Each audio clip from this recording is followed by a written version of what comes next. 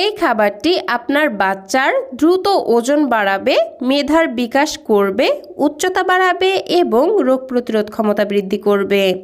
আসসালামু আলাইকুম দর্শক, নুরস মমের আজকের পর্বে 7 মাস থেকে 5 বছর বয়সী বাচ্চাদের জন্য থাকছে খুবই পুষ্টিকর, ক্যালোরিবহুল, হাই প্রোটিন সমৃদ্ধ একটি খাবারের রেসিপি।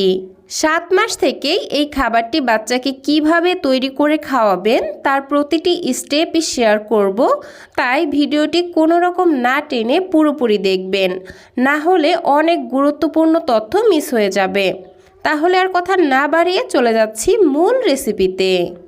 পুষ্টিকর এই খাবারটি তৈরি করতে আমি প্রথমেই নিয়ে নিচ্ছি 1 টেবিল চামচ পরিমাণ সাবুদানা এবং 2 টেবিল চামচ পরিমাণ চিরা। আমি এখানে সাদা চিরা নিয়েছি, তবে আপনাদের হাতের কাছে যদি লাল চিরা থাকে তাহলে এখানে লাল চিরাই নিয়ে নেবেন, কারণ সাদা চিরার তুলনায় লাল চিরার পুষ্টিগুণ অনেকটাই বেশি থাকে।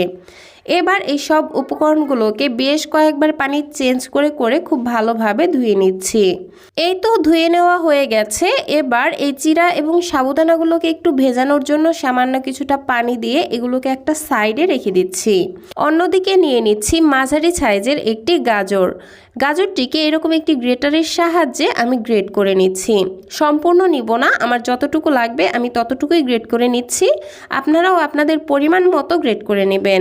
আর যাদের কাছে গ্রেটার নেই তারা চাইলে গ্রেট করার পরিবর্তে ছুরি কিংবা বটির সাহায্যে কুচি কুচি টুকরা করে কেটেও নিতে পারেন।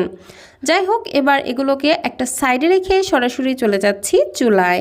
এদিকে আমার চিরা এবং সাবুদানাগুলো বেশ অনেকটা ফুলে উঠেছে আর অনেকটা নরমও হয়ে এসেছে।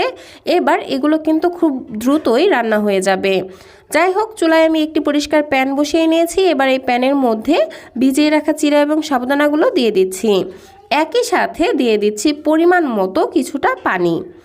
দেন আগে থেকে গ্রেট করে রাখা গাজরগুলোও একসাথেই দিয়ে দিচ্ছি। এই পর্যায়ে হচ্ছে যারা 7 মাস থেকে 1 বছর বয়সী বাচ্চাদের জন্য খাবারটি রান্না করবেন তারা এইভাবে ঠিক পানি দিয়ে রান্না করবেন। আর যাদের বাচ্চাদের বয়স 1 বছরের বেশি তারা চাইলে এখানে পানির পরিবর্তে গরুর দুধ ব্যবহার করতে পারবেন। যাই হোক, আমি চুলার আঁচ মিডিয়ামে রেখে ঘন ঘন নেড়ে চেড়ে খাবারগুলোকে রান্না করে নিব, যতক্ষণ পর্যন্ত সাবুদানা এবং চিরা খুব ভালোভাবে সেদ্ধ হয়ে আসছে। প্রিয় দর্শক, 1 বছরের আগে যেহেতু বাচ্চাদের খাবারে কোনো ধরনের লবণ বা চিনি ব্যবহার করা যাবে না, সেহেতু অনেক বাচ্চারাই মিষ্টি ছাড়া খেতে চাইবে না। সেক্ষেত্রে কি করতে পারেন, এই রান্নার মাঝখানে 1টি বা 2টি খেজুর অ্যাড করে দিলেই কিন্তু খাবারটি ন্যাচারালভাবেই মিষ্টি হয়ে যাবে। আর যাদের বাচ্চাদের বয়স 1 বছরের বেশি তারা তো নর্মালভাবেই চিনি বা তাল মিশ্রি ব্যবহার করে খাবারটিকে মিষ্টি করে নিতে পারেন। যাই হোক, এই পর্যায়ে আমি মুখ ফাটানো একটি এলাচ দিয়ে দিচ্ছি।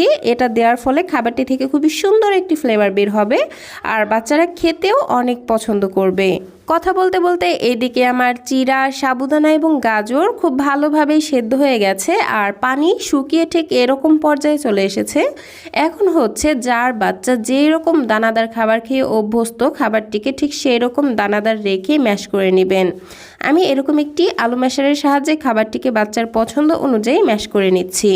এই তো 7 মাস বয়সী বাচ্চাদের জন্য খাবারটি কিন্তু একদমই রেডি হয়ে গেছে। আপনারা ঠিক এরকম অবস্থায় রেখে খাবারটিকে চুলা থেকে নামিয়ে ফেলবেন।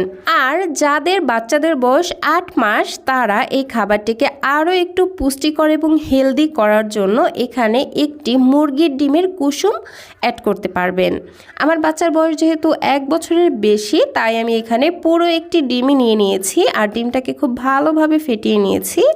এবার এই ডিম অল্প অল্প করে খাবারটির মধ্যে দিয়ে দিচ্ছি আর ঘন ঘন নেড়ে চেড়ে খুব ভালোভাবে মিশিয়ে নিচ্ছি।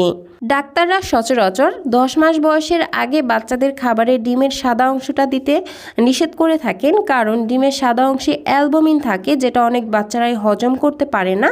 তাদের পেটে গ্যাসের সমস্যা বা অ্যালার্জির সমস্যা দেখা দেয়। তাই 10 মাসের পর থেকেই বাচ্চাকে পুরো একটি ডিম দেওয়া উচিত। যাই হোক, ডিম দেওয়ার পর আমি আর মোটামুটি 2 মিনিটের মতো রান্না করে নিয়েছি আর খাবারটিকে ঠিক এরকম ঘনত্বে রেখে চুলা থেকে নামিয়ে নিচ্ছি। আর এই তো তৈরি হয়ে গেল বাচ্চাদের জন্য খুবই পুষ্টিকর, ক্যালোরি বহুল এবং হাই প্রোটিন সমৃদ্ধ একটি খাবারের রেসিপি। এই একটি খাবার থেকে বাচ্চারা হাই প্রোটিন, কার্বোহাইড্রেট, এনার্জি এবং অন্যান্য ভিটামিন মিনারেলস একসাথে পেয়ে যাবে, যে কারণে খাবারটি বাচ্চারা অল্প পরিমাণে খেলেও বেশি পরিমাণে পুষ্টি পাবে এবং বাচ্চাদের দ্রুত ওজন বাড়াতে সহায়তা করবে। তো দর্শক, এই ছিল আমার আজকের আয়োজন। ভিডিওটি ভালো লাগলে প্লিজ একটি লাইক দিবেন এবং বাচ্চাদের জন্য এরকম আরও নিত্য নতুন খাবারের রেসিপি পেতে প্লিজ আমার চ্যানেলটিকে সাবস্ক্রাইব করে পাশের ঘন্টাটি বাজিয়ে অলে সেট করে রাখবেন পরবর্তী ভিডিওর নোটিফিকেশন সবার আগে পাওয়ার জন্য। আজকের মতো বিদায় নিচ্ছি। আল্লাহ হাফেজ। আসসালামু আলাইকুম।